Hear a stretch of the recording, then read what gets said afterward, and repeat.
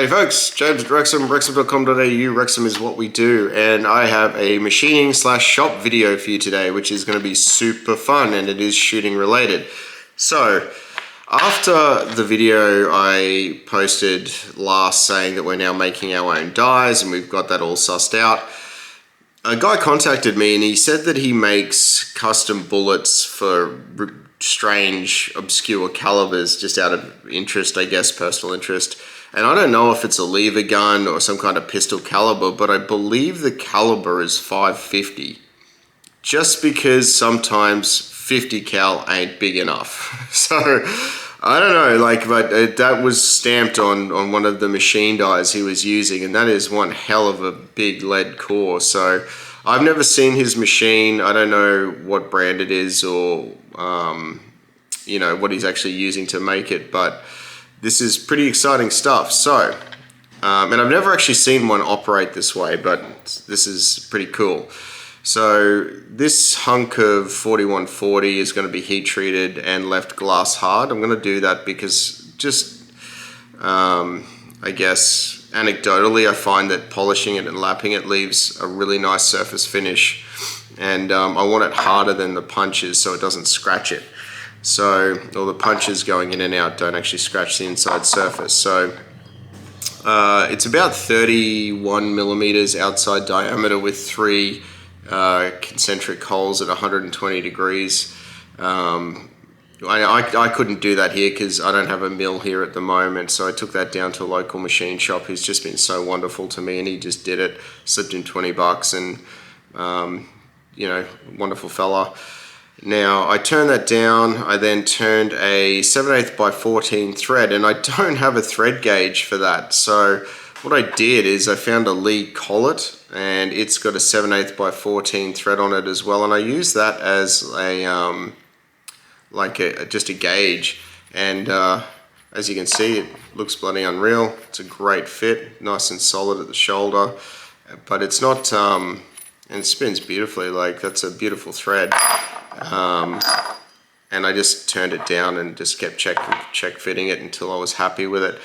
And and as you can see, that turned out really nice. I'm really happy with that. The bore hasn't yet been polished because it's a little bit,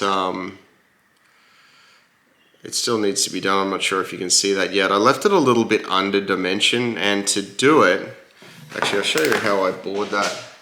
I reamed it to 10 mil. I drilled it to 11 mil, I think. It was done like a week ago now, and then I used a really long boring bar. Now it's just a 6mm carbide insert boring bar. I do have a boring bar holder coming for this. I was going to make one, but it was 10 bucks on eBay, so I just bought the boring bar holder. I didn't want to muck around, side milling on the lathe and then chapping and drilling holes when I could just buy it for $10. It's not worth my time. So anyway, I'll give a review on that. But this little 6mm eBay special boring bar that I bought for the job was awesome. Now the way that this works is, like I said, this is unique to me, is it actually has 2 counter opposing punches, and they come together to squeeze the lead in the core out to final size. And so this one hasn't been machined down at all. It is tapped with an M6. It's got a holder that holds this thing in position as they move together, whereas this one's butted up inside of another die body part, which I'm not sure what it is, but I got a really nice finish on that. It's absolutely stunning. And then, so I haven't actually fitted that to spec yet because I just need to run some 600 through this to knock off any burrs and clean it up, and then I'm going to lap it using some Hongsheng diamond paste. I can't remember the brand, somewhere from China, and polish that out until that's just a perfect, I want a vacuum fit on that basically. So we'll get to that, and then I'm going to heat treat it for you on camera. Just oil quench it. It's going to be nothing special, just basically gets red hot and then It's about an 850 centigrade that it's got to get to in that 1950s vintage retro oven. And then, yeah, and then I'll machine this one to final diameter to perfectly fit that bore. This hopefully works, but if it doesn't, I got plenty of the 4140 stock here that'll go in. And I really like 4140. It's not the greatest tool steel of all, but it's bloody good for just general machining. It leaves a nice finish. It heat treats well at home. I've got some O1 there as well, and I've got an air hardening like tool steel, and I got some D2 as well, but I'd rather not use it. I think for this application, 4140 would be absolutely perfect with a Rockwell of like 56 or something. These I'm not going to harden because they're going to warp if I, something long and thin like that, probably warp when I heat treat it and dunk it. And I also don't want it to be so hard that it's going to scratch or potentially scratch the inside of my beautifully polished surface when I'm finished. So let's go over to the lathe. I'm going to switch to the iPhone.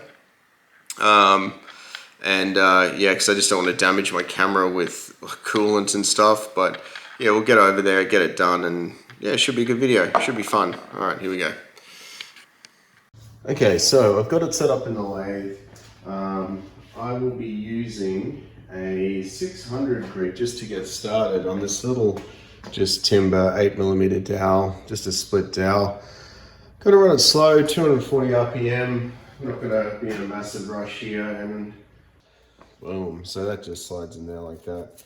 And you obviously want it to conform to the direction of travel, just goes in there like that.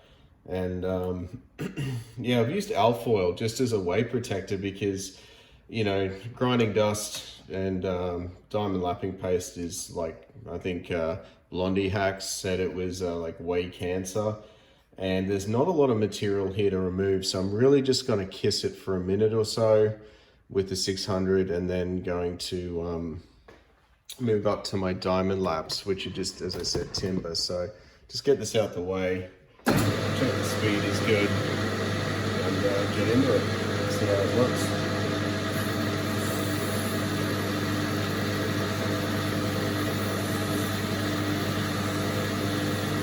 And I can feel where the holes are from the drill through. I probably could have given myself a little bit more clearance, but I've already been pretty much tidied up by the 600.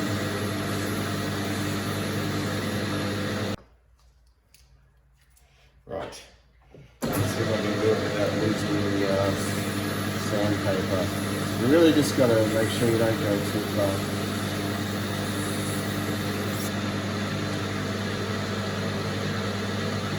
So I got a message coming through.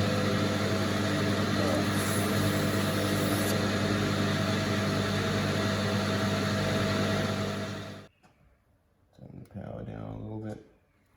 Alrighty, so up we go. It's red hot, as you can imagine. Getting threads up. There we go. Done. All right. Temperature's still climbing a bit, but that's okay for now. I'll just watch it to make sure that it doesn't stay too hot.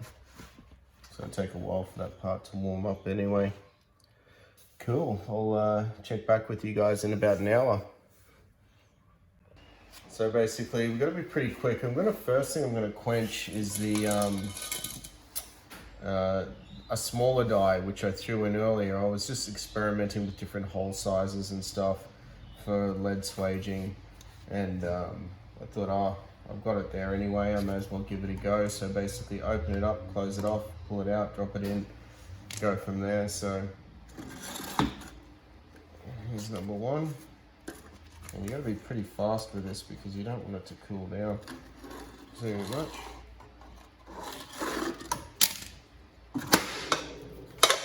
Oh, and I dropped it. Damn it. The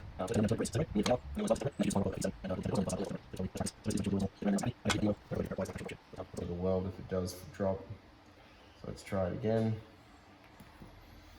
All right, second one. go. Oh, we got fire. Fire. That's why we're wearing the pyro gloves.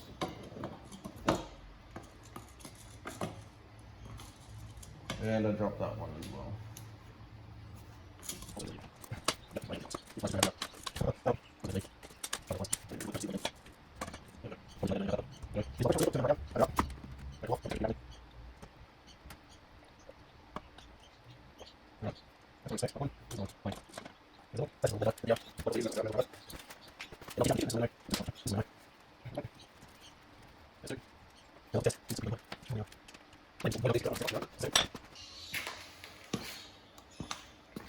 Okay, so these have come up.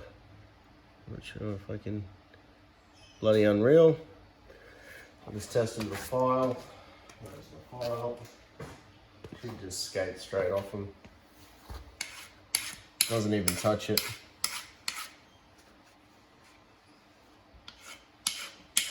Yeah, it's not biting at all. Awesome.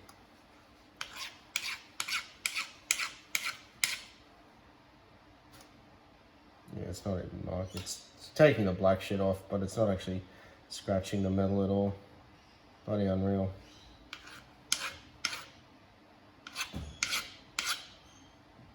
Yeah. Coolio. So I'll let that oven cool down, and it'll go back in at 200 centigrade for an hour. It'll be tempered to about 57. Again, this is not a fast process. So here we go. Just actually, I nearly forgot my bloody trick. Anyway, nothing fancy here. Plain old alcohol, it's cheap, and it works. Fantastic. Cover your ways up. And then when it comes time to clean it, you just push it down so everything gets pushed into the middle. I just cover the rest of the ways with the thing there.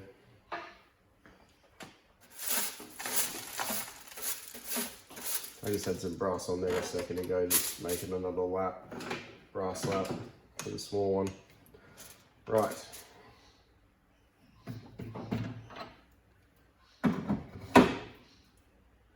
Here we go.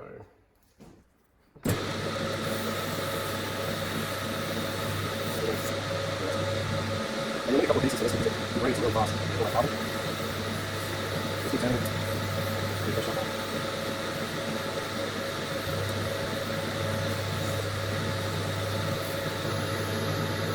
You can feel it when it has fresh paper in there.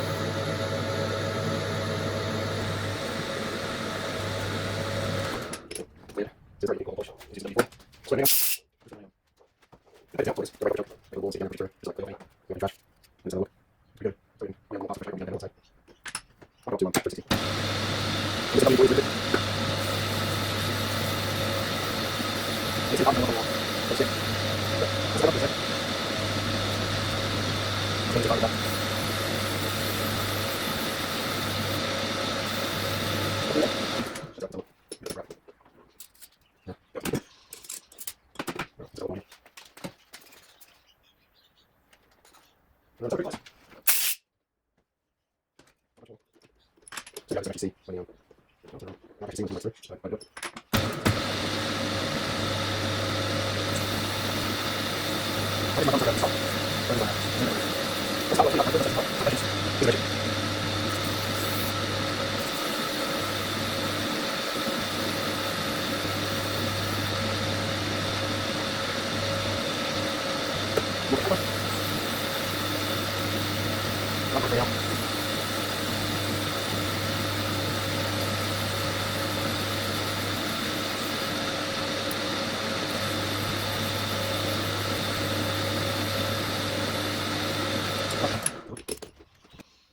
We're pretty close.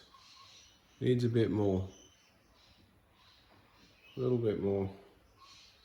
There's still some marks in there that are noticeable where there's some carbon hiding from the tool channel. And that You can, if you really want to, start with fine grinding compound for like valve grinding paste and stuff. However, it's probably a bit more aggressive even now than that 600. So just smother some diamond paste on here. So it just comes in a little syringe.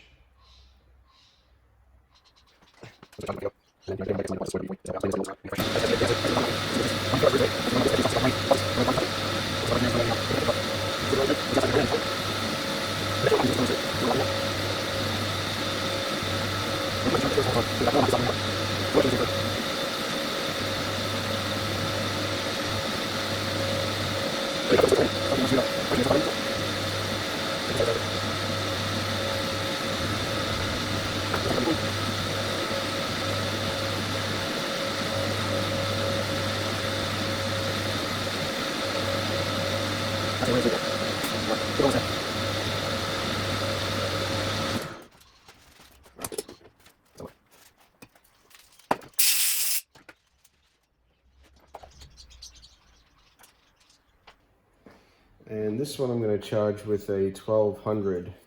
I don't think it's actually, it says mesh 1.2 mesh, which is God knows what. It's very fine though, super fine. And I'll just put some oil with it as well. I've got some 3 micron stuff there as well, which is about the same, I think. That's okay. I think this is pine, but it doesn't matter a shit.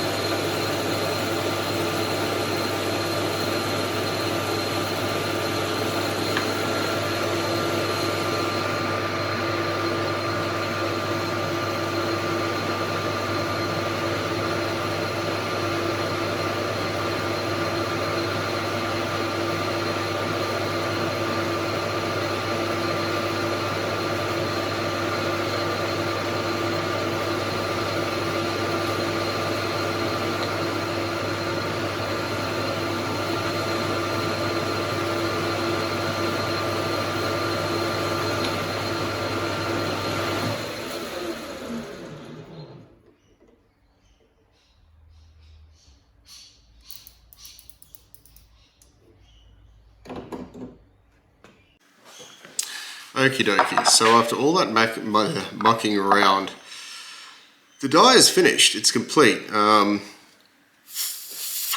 Just gotta clear some smudge out of it. I'm really happy with how it came out. The pins are a really nice fit, so they're like it's not gonna hold it, but it's not meant to. It's not meant to drag. But if I block up those relief holes, there is a vacuum seal in there. So that's good, that's plenty.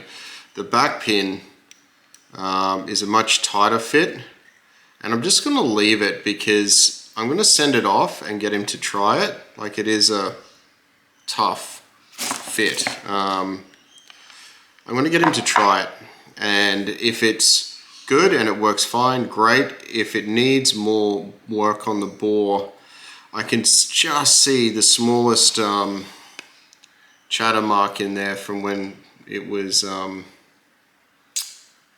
machined, which is a bit of a shame, but it's pretty bloody good. I think it's going to be fine. I think yeah, I think it's going to last a really long time, so we'll just see how it goes, and if he has any dramas he can just message me back. I'll just put the light through it there for you so you can see. Like it's pretty much, it's mirror-like, but it's got this tiny little area of little diamond things that are just visible. Like you'd almost not notice it, but I try to notice everything. So yeah, so anyway, that's the project complete. I'll let you know how it goes in the long run. See, I really like that fit. This one's tight, but it, you know, I want it to be as tight as possible, so that's good. That's a precision fit, I would say. So I'll let you know what happens, and wonder if I can get that to focus again. Don't know how big that's going to be on camera. Come on. Wonder if I do this. Oh, that's better. Hang on. I'll just touch tracking. Yeah, interesting. Really doesn't like the silver thing, does it? Oh, there we go. Cool. All right. Anyway, let's go.